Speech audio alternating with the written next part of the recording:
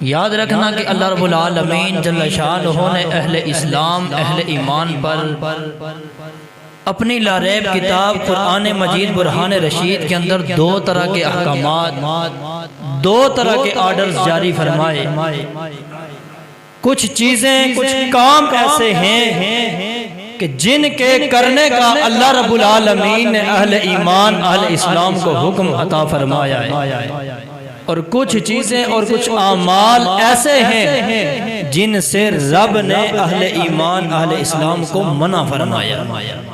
یعنی اللہ نے کچھ کام کرنے کا حکم دیا ہے اور کچھ کاموں کے کرنے سے منع فرمایا ہے۔ اب جن کاموں کے کرنے کا رب نے ہمیں آرڈر دیا ہے، حکم دیا ہے،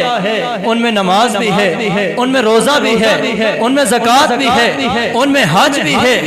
یاد رکھنا جس طرح اللہ رب العالمین نے اہل ایمان اہل اسلام پر نماز فرمائی ہے، روزہ فرض فرمایا ہے، حج فرض فرمایا ہے، زکوٰۃ فرض فرمائی ہے، ان تمام چیزوں کا آرڈر اللہ نے اہل ایمان کو عطا فرمایا ہے۔ وہیں ساتھ اللہ نے اپنی لاریب کتاب میں ایک اور عظیم چیز کا حکم دیا ہے جسے جہاد فی سبیل اللہ کہا جاتا ہے۔ جس طرح اللہ نے نماز روزہ حج اور زکوٰۃ کا حکم اہل ایمان اہل اسلام کو عطا فرمایا ہے، اسی طرح اللہ نے جہاد فی سبیل اللہ کا بھی حکم قرآن میں جاری فرمایا ہے، اور ایک مقام پر نہیں، دو مقامات پر نہیں، بلکہ درجنوں بھی نہیں، سینکڑوں مقامات ایسے ہیں کہ جہاں اللہ نے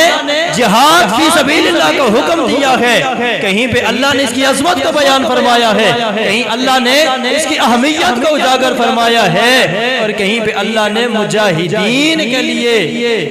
اجر و ثواب اور انعام کا اعلان فرمایا ہے۔ تو یاد رکھنا جس طرح ایک مومن کے اوپر باقی احکامات کو فالو کرنا، باقی احکامات کو بجا لانا لازم ہے، نماز ادا کرنا ضروری ہے، روزہ رکھنا ضروری ہے، حج بیت اللہ صاحب استطاعت کے لیے بجا لانا ضروری ہے، زکوٰۃ ادا کرنا لازم اور ضروری ہے، اسی طرح یہ جہاد فی سبیل اللہ کے آرڈر پہ اس حکم پہ عمل کرنا بھی لازم اور ضروری ہے۔ تو اللہ نے ایک دو مقامات پر نہیں بلکہ سینکڑوں مقامات ایسے، سورہ توبہ اٹھا کے دیکھیں، پوری کی پوری سورت، صرف آیتوں کی بات نہیں، پوری صورتیں اللہ نے جہاد کے حق میں جہاد کے حوالے سے نازل فرمائی ہے۔ پوری سورہ توبہ اٹھائیں، اس پوری سورت کے اندر جہاد کا تذکرہ موجود ہے۔ سورہ انفال اٹھا کے دیکھیں، پوری سورت کے اندر اللہ نے جہاد کا تذکرہ فرمایا ہے۔ سورہ آل عمران اٹھا کے دیکھیں، پوری سورت میں جہاد کی باتیں، اس طرح پورا قرآن اٹھائیں، مقامات ایسے گئے جہاں اللہ نے جہاد کا آرڈر دیا ہے، جہاد کی عظمت کو اجاگر کیا ہے، اور مجاہدین کے لیے انعام اور جزا کا اعلان فرمایا ہے۔ تو قرآن مجید کے سینکڑوں آیات اس جہاد کے اوپر گواہ ہیں۔ آؤ سنیے، ایک مقام سے میں قرآن مجید کی آیت مبارکہ آپ کی سماعتوں کی نظر کرتا ہوں، آواز بلند کہیں ذرا سبحان اللہ۔ اللہ رب العالمین جل شانہ نے قرآن مجید برہان رشید کے اندر ارشاد فرمایا، رب العالمین نے اپنے محبوب کو مخاطب کر کے فرمایا، یا ایھا النبی جاہد الکفار والمنافقین واغلظ علیہم ومأواہم جہنم وبئس المصیر۔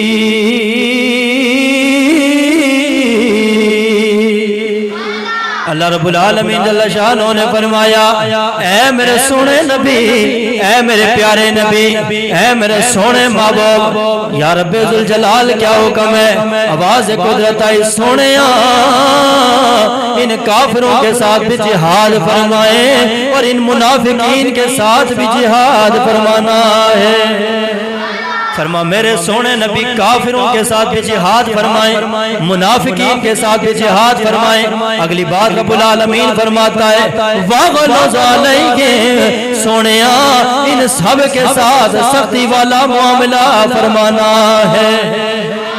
فرمایا ان دونوں کے ساتھ جہاد بھی کریں، ان کے ساتھ سختی کریں، کوئی نرم رویہ نہیں، کوئی نرم پہلو نہیں۔ فرمایا وَمَأْوَاهُمْ جَهَنَّمْ، ان کا ٹھکانہ جہنم ہے، وَبِئْسَ الْمَصِيرُ، کیا ہی برا ٹھکانہ ہے۔ اب ایک سے ایک مقام پر اللہ رب العالمین نے اپنے محبوب کو واضح طور پر جہاد کا حکم دیا ہے، جہاد کا آرڈر دیا ہے۔ سونیا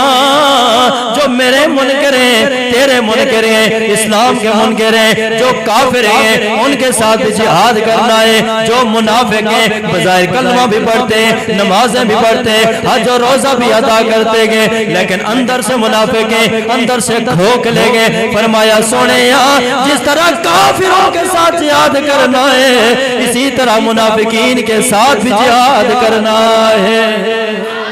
جس طرح کافروں کے ساتھ جہاد کا حکم ہے، اسی طرح منافقوں کے ساتھ بھی جہاد کا حکم ہے۔ صرف جہاد ہی نہیں، فرمایا فَغْلُظْ عَلَيْهِمْ، کافروں کے ساتھ بھی سختی والا معاملہ اور منافقین کے ساتھ بھی سختی والا معاملہ۔ آج لوگ کہتے ہیں بھئی نرم رویہ رکھنا چاہیے، کوئی اچھا برتاؤ کرنا چاہیے، وہ ایسے ہیں، ان کا کردار یہ گئے، ان کے عادات یہ گئے، ان کے نظریات یہ ہیں، اس لیے سختی نہیں کرنی چاہیے۔ اللہ رب العالمین نے واضح طور پہ اپنے محبوب کو حکم دیا ہے، فرمایا سونے یہاں کافروں کے ساتھ بھی جہاد کرنا ہے، منافقوں کے ساتھ بھی جہاد کرنا ہے، اور ان کے ساتھ سختی بھی کرنی ہے۔ یہ کسی مولوی کی تقریر نہیں سنا رہا، کوئی ناول یا ڈائجسٹ نہیں سنا رہا، رب کا قرآن ہے، رب کا آرڈر ہے، جہاد کرنا ہے، جہاد کرنا ہے، اور کافروں اور منافقوں کے ساتھ سختی کرنی ہے۔ اللہ رب العالمین نے واضح طور پر جہاد کا حکم دیا ہے۔ اب یہاں پر ہو سکتا ہے کسی کے ذہن میں سوال پیدا ہو، یا پھر کوئی سوال پوچھ سکتا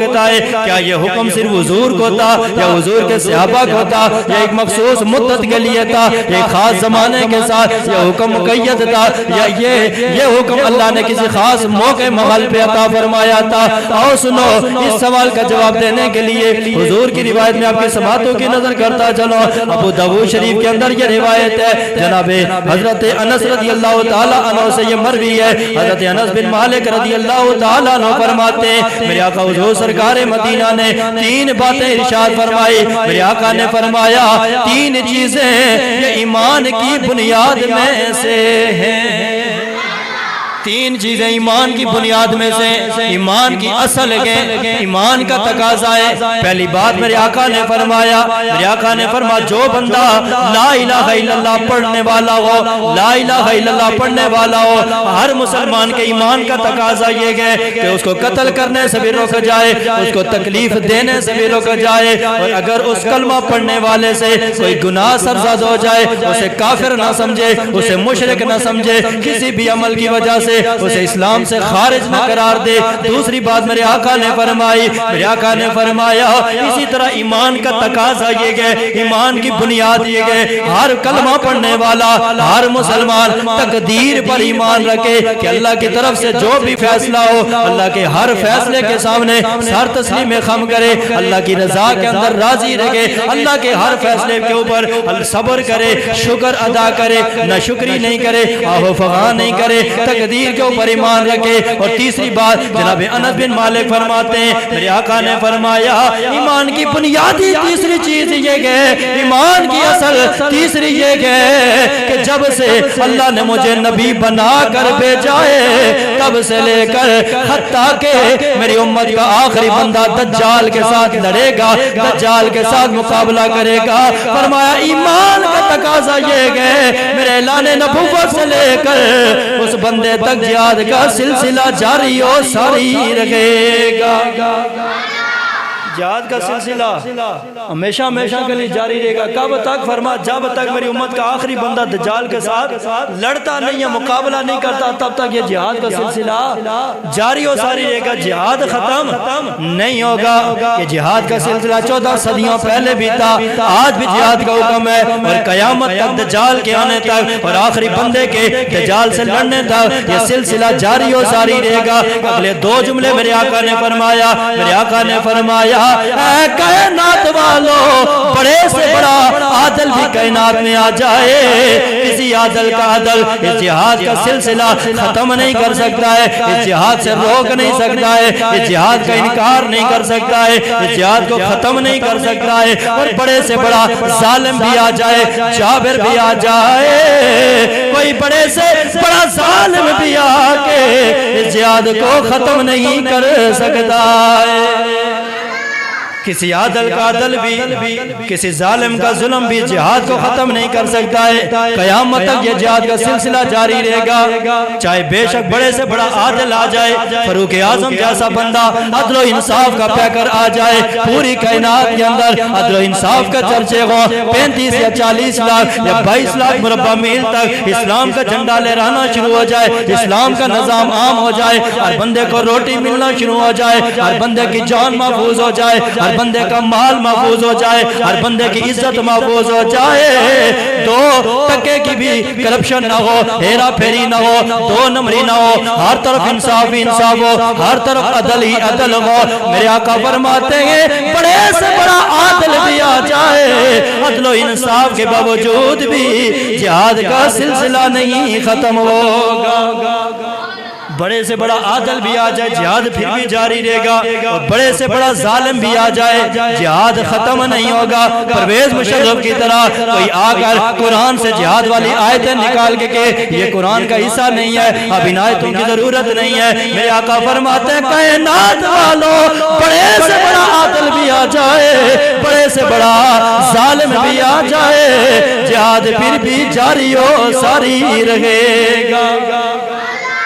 جہاد کا سلسلہ ختم نہیں ہوگا، چاہے کوئی عادل آئے یا چاہے کوئی ظالم آئے، یہ صبح قیامت تک اسی طرح جاری ہو ساری رہے گا۔ تو یہ جو جہاد کا حکم ہے، یہ جو اللہ نے سینکڑوں آیات نازل فرمائی ہیں، یہ صرف حضور کو حکم نہیں تھا یا صحابہ کو حکم نہیں تھا، بلکہ یہ صبح قیامت تک کے مومنین کے لیے اللہ نے آرڈر جاری فرمایا کافروں کے ساتھ بھی جہاد کرنا ہے اور منافقین کے ساتھ بھی۔ لمحہ فکریہ یہ اور افسوس یہ ہے، مقام افسوس یہ ہے کہ آج جہاد کا نام لینے کے لیے کوئی تیار نہیں، جہاد کی بات کرنے کے لیے کوئی تیار نہیں، اور ہمارے اسلامی ممالک کے جو لیڈر ہیں، حکمران ہیں، آج جہاد کا نام ہے ان کے تو ٹانگیں کانپنا شروع ہو جاتی ہیں، ٹانگیں کانپنا شروع ہو جاتی ہیں، جہاد کا نام لینے کے لیے تیار نہیں ہوتے ہیں، اور اگر کوئی بات کرے بھی کہتے ہیں یہ فتنہ برپا کر رہے ہیں، یہ فساد کر رہے ہیں، یہ کوئی مولوی تقریر کرتے جہاد پہ کہتے ہیں یہ بڑا فتنہ پرور ہے، یہ دہشت گرد مولوی ہے، کیونکہ یہ جہاد کی باتیں کر کے لوگوں کو بھڑکا رہا ہے، لوگوں کو گمراہ کر رہا ہے، لوگوں کے اندر کے جذبات کو بیدار کر رہا ہے۔ لیکن سنو،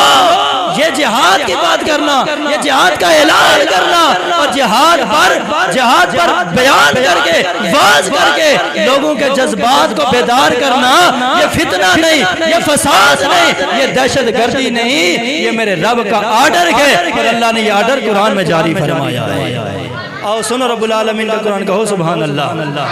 رب العالمین جل شانہ نے فرمایا یا ایھا النبی خرج المؤمنین علی القتال۔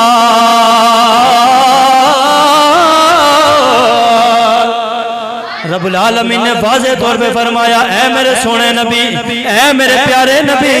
یہ جو آپ پر ایمان لانے والے گئے، آپ کا کلمہ پڑھنے والے گئے، آپ کی غلامی کرنے والے گئے، اے میرے سونے محبوب اپنے ان غلاموں کو جہاد پر، قتال پر ابھارو، ان کو برانگیختہ کرو، ان کو جہاد کے لیے تیار کرو، ان کے جذبات تاکہ بیدار ہو جائے، یہ جہاد کے معاملے میں پیچھے نہ رہیں، بلکہ یہ جوش و جذبے کے ساتھ اپنے دشمن کے سامنے اور خدا و رسول کے دشمن کے سامنے، اسلام کے دشمن کے سامنے مقابلہ کریں، تو پتہ چلا یہ جہاد پر ابھارنا، یہ جہاد پر انگیختہ کرنا، لوگوں کو جہاد کے لیے تیار کرنا، یہ کوئی فتنہ فساد نہیں، یہ دہشت گردی نہیں، یہ بدامنی نہیں، بلکہ یہ رب کا آرڈر ہے اور سونے مصطفیٰ کی سنت ہے۔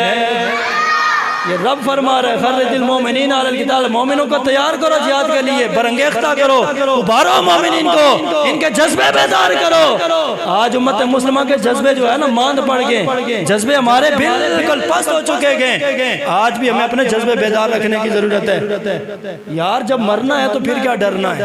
آخر مرنا تو ایک دن ہے نا، موت کا تو انکار کر کوئی نہیں سکتا ہے، اور موت کا انکار صرف مسلمان ہی نہیں، موت کا انکار تو کوئی کافر بھی نہیں کر سکتا ہے، کوئی یہودی بھی نہیں کر سکتا ہے، کوئی سکھ بھی نہیں کر سکتا ہے، کوئی ہندو بھی نہیں کر سکتا، کوئی بد مذہب، کوئی بت پرست، کوئی آتش پرست بھی نہیں کر سکتا ہے، کوئی ستاروں کی پوجا کرنے والا بھی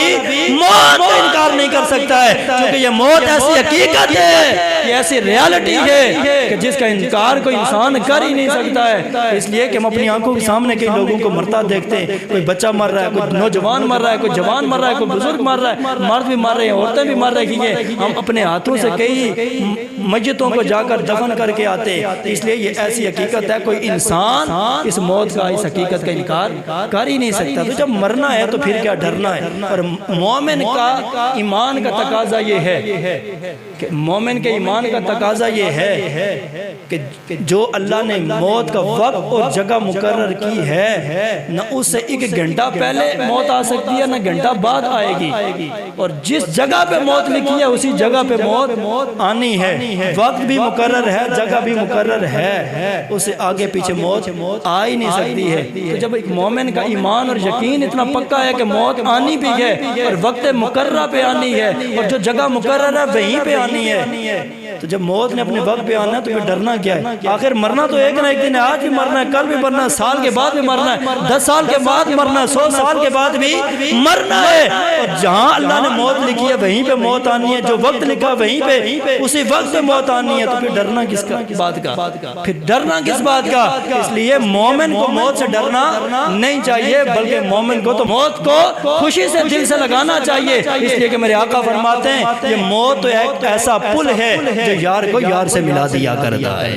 بندہ مومن مرتا ہے، قبر میں جاتا ہے، حضور کا دیدار ہوتا ہے، حشر میں جائے گا رب العالمین کا دیدار ہو جائے گا، قیامت کے دن جنت کے اندر رب کا دیدار ہوگا، تو پھر مومن کو ڈرنا نہیں چاہیے۔ اس لیے آج ہمارے جو حکمران ہیں نا، 57 اسلامی ممالک ہیں، ان کے سربراہان آج لسی پی کے سو رہے ہیں، اور آج جہاد کا نام سن کر تھر تھر کانپ رہے گئے۔ وجہ یہ ہے کہ ایمان کمزور ہو گئے، وجہ یہ ہے کہ جذبہ ایمانی کمزور ہو گیا ہے۔ اور یاد رکھنا،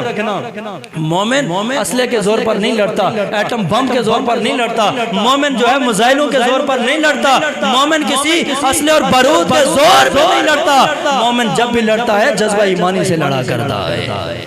مومن جذبہ ایمانی سے لڑا کرتا ہے۔ موت وقت پہ آنی ہے، اس لیے مومن موت سے کبھی ڈرتا نہیں ہے۔ آؤ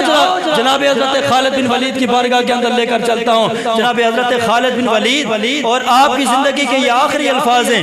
آپ بستر مرگ پہ تھے، زندگی کی آخری سانسیں تھی، آخری لمحات تھے، روح پرواز ہونے والی تھی، آخری لمحات تھے، اس وقت آپ نے چند جملے کہے تھے، اور آج بھی آپ کے مزار پر انوار پہ وہ ایک کتبے کی صورت میں وہ سارے الفاظ لکھے ہوئے گئے۔ جناب حضرت خالد بن ولید نے آخری ایام میں چند جملے کہے تھے، آپ نے فرمایا تھا لوگوں سنو، یہ خالد بن ولید وہ بندہ ہے جس نے بڑی بڑی جنگوں کے اندر شرکت کی ہے، بڑی بڑی جنگوں کے اندر حاضری دی ہے، بڑی بڑی جنگوں کے اندر یہ شریک ہوا ہے۔ اور اگلی بات سنو، خالد بن ولید فرماتے ہیں میں کوئی جنگ کا تماشا دیکھنے نہیں گیا تھا، بلکہ تلوار لے کے دشمن کے ساتھ مقابلہ کرنے کے لیے جنگوں کے اندر گیا تھا۔ فرماتے ہیں بڑی بڑی جنگوں کے اندر میں نے حصہ لیا ہے، اور میری حالت، میری کیفیت، میرا انداز یہ تھا، میرے جسم کے اوپر ایک بالشت جگہ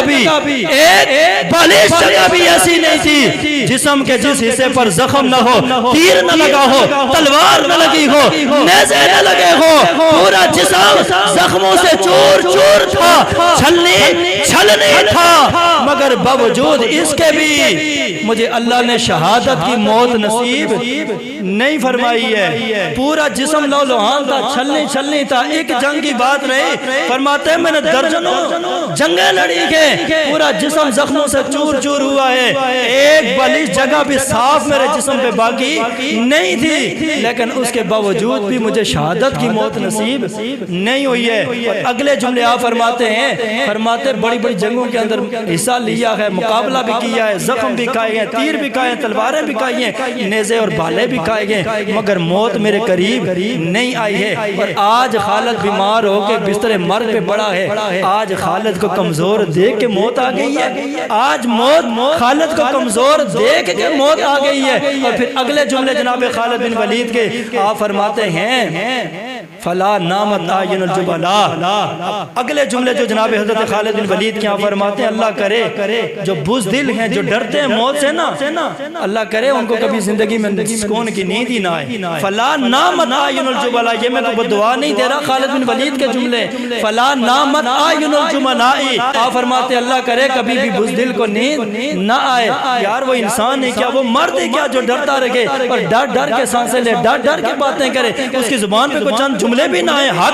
حق بات کے جملے بھی نہ آئے، اور وہ ڈرتا ہوا جہاد کا نام نہ لے اور کسی کافر کے خلاف کوئی جملہ نہ نکالے، بات نہ کرے، فرما وہ مومن نہیں، اللہ کرے جو کلمہ پڑھ کے بھی ڈرتا رہے، بزدل ہو کے زندگی گزارے، بزدلی کی زندگی گزارے، اللہ کرے اسے سکون ہی میسر نہ آئے، اسے نیند ہی نہ آئے، وہ ہمیشہ جاگتے ہوئے اپنی زندگی کو اور بے چینی کے عالم میں اپنی زندگی کو گزارے۔ اس لیے کہ مومن بزدل نہیں ہوتا، مومن ہمیشہ بہادر ہوا کرتا ہے، مومن کے دل میں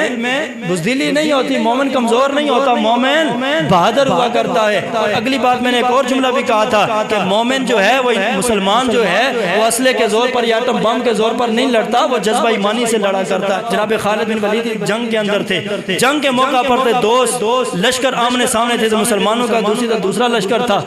تو اسی جنگ کے دوران جو رومی سپہ سالار تھا، رومی فوج کا سپہ سالار جس کا نام جرجا تھا، وہ دونوں صفوں کے دونوں لشکروں کے سامنے آیا اور سامنے آ کر خالد بن ولید کو بلایا۔ جناب خالد بن ولید اس کے پاس گئے، جب اس کے پاس گئے نا، رومی سپہ سالار کی بات ہے، جب اس کے پاس خالد بن ولید گئے، اس نے ایک بات کی، اس نے کہا خالد بن ولید میں آپ سے ایک سوال پوچھنا چاہتا ہوں، لیکن آپ میرے ساتھ وعدہ کریں کہ آپ جھوٹ بھی نہیں بولیں گے، جو سوال پوچھوں گا سچا صحیح اس کا جواب دیں گے، جھوٹ بھی نہیں بولیں گے، اور دوسری بات یہ کہ آپ مجھے دھوکہ بھی نہیں دیں گے، جھوٹ بھی نہیں بولیں گے اور دھوکہ بھی نہیں دیں گے، اس لیے کہ آپ بندہ حر ہیں، مرد حر جو ہوتا ہے وہ جھوٹ نہیں بولتا ہے، جھوٹ تو بزدلوں کی علامت ہے، جن کا اندر کمزور ہوتا ہے نا وہ ہمیشہ بات پہ جھوٹ بولتے ہیں، چونکہ حق اور سچ بات کرنے کی طاقت نہیں ہوتی ہے، حق اور سچ بات کرنے کی طاقت نہیں ہوتی ہے، جو جھوٹا بندہ وہ ہوتا ہے جو بزدل ہوتا ہے، وہ اپنی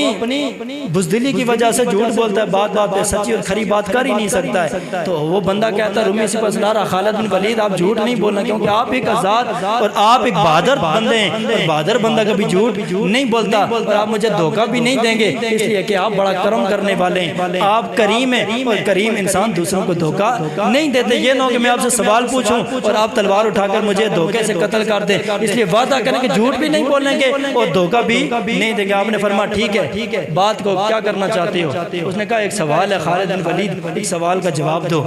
کہا جی پوچھو۔ اس نے کہا کہ خالد بن ولید مجھے بتاؤ یہ جو تلوار آپ کے ہاتھ میں ہے، کیا یہ رب نے کوئی آسمان سے تلوار اتار کے اپنے نبی کو دی ہے، اور آپ کے نبی نے آپ کو یہ تلوار دی ہے کہ جس کے اندر اتنی طاقت ہے، اتنی پاور ہے،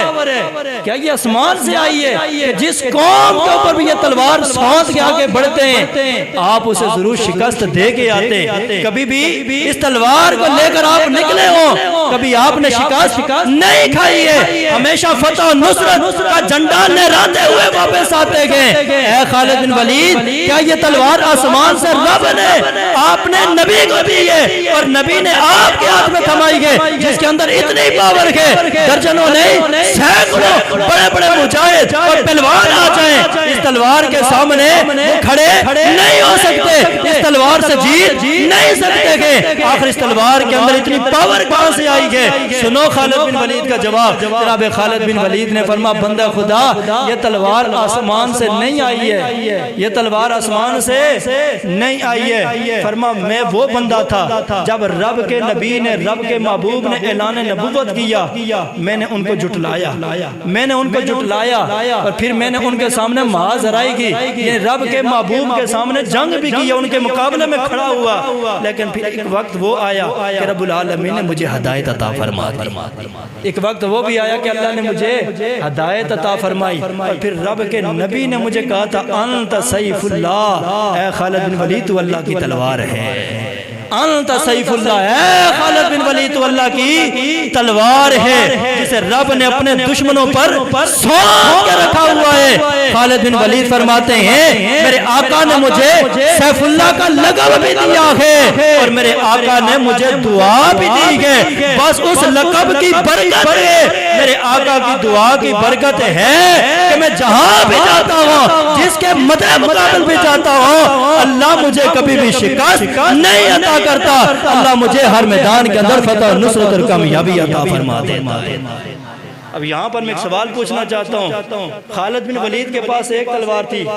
کیا کافروں یہود و نصارہ جن کے ساتھ جنگ کرتے تھے کیا ان کے پاس تلواریں نہیں تھی؟ کیا ان کے پاس نیزے نہیں تھے؟ کیا ان کے پاس اسلحہ نہیں تھا؟ ان کے پاس زیریں نہیں تھی؟ ان کے پاس ظروف نہیں تھے؟ ان کے پاس آلات حرب نہیں تھے؟ سب کچھ تھا، درجنوں اور سینکڑوں کافر اور پوری تیاری کے ساتھ مسلمانوں سے لڑنے آتے تھے، لیکن خالد بن ولید کی تلوار کے اندر طاقت، آخر کیا کوئی سونے کی تھی، چاندی کی تھی، یا کوئی اسپیشل قسم کا لوہا اس کے اندر لگا تھا؟ کبھی بھی آپ نے شکست نہیں کھائی ہے؟ یا تلوار تو تھی، لیکن میں نے پہلے جملہ عرض کیا تلوار ان کے پاس بھی، تلوار ان کے پاس بھی تھی، لیکن مومن ہتھیاروں سے نہیں لڑتا، مومن تلواروں سے نہیں لڑتا، مومن کبھی بھی بم اور راکٹ اور میزائلوں سے نہیں لڑتا،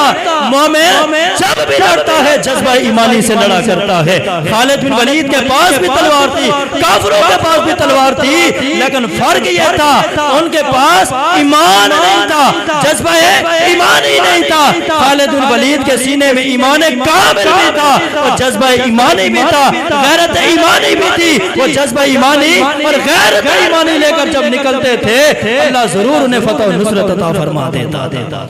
تو مومن جذبہ ایمانی سے لڑتا ہے۔ آج ہمارے جذبے ہی ختم ہو گئے، ہمارے اندر سے ایمان ہی کمزور ہو گئے۔ جہاد کا نام آئے کہیں دشمن سے لڑنے اور مقابلہ کرنے کی بات ہے تو ہماری ٹانگیں کانپنا شروع ہو جاتی ہیں، یار کس چیز کی کمی؟ کیا ہمارے پاس فوج نہیں ہے؟ ہمارے پاس اسلحہ نہیں ہے؟ ہمارے پاس ایٹم نہیں ہے؟ ہمارے پاس راکٹ نہیں ہے؟ میزائل نہیں ہے؟ ہمارے پاس مال نہیں ہے؟ سرمایہ نہیں ہے؟ کس چیز کی کمی ہے؟ لیکن اگر کمی ہے تو جذبہ ایمانی کی کمی ہے، غیرت ایمانی کی کمی ہے۔ جناب کربلا کا منظر آپ نے درجنوں بار سنا ہوگا، امام حسین 100 بھی تعداد مکمل نہیں تھی اور 22,000 کے سامنے مقابلہ کرنے گئے تھے۔ کیا انہیں نہیں پتا تھا کتنی بڑی فوج ہے، اتنا بڑا اسلحہ ہے، ساز و سامان ہے، پوری تیاری کے ساتھ آئے؟ ہم تو فقط خط اور جو ان کا ڈیمانڈ تھی اس کے مطابق آئے تھے، تیاری میں نہیں آئے تھے، لیکن اس کے باوجود بھی امام حسین کیوں لڑ پڑے تھے؟ انہوں نے یہ نہیں دیکھا تھا ان کے پاس اسلحہ زیادہ ہے، فوج زیادہ ہے، کیونکہ جذبہ ایمانی تھا، غیرت ایمانی تھی، تو آپ ان کے ساتھ ٹکرا گئے۔ اگرچہ اللہ نے مرتبہ شہادت کے اوپر فائز فرمایا، لیکن صبح قیامت ان یزیدیوں کا تو نام کوئی نہیں لیتا، نام تو حسینی کا جاری ہو ساری ہے۔ تو مومن ہمیشہ تلواروں کے سائے میں نہیں لڑتا، مومن ہمیشہ جذبہ ایمانی سے لڑتا ہے۔ آج جب جذبہ ایمانی کو بیدار کرنے کی ضرورت ہے، غیرت ایمانی کو بیدار کرنے کی ضرورت ہے، اپنے ایمان کی فکر کرنے کی ضرورت ہے۔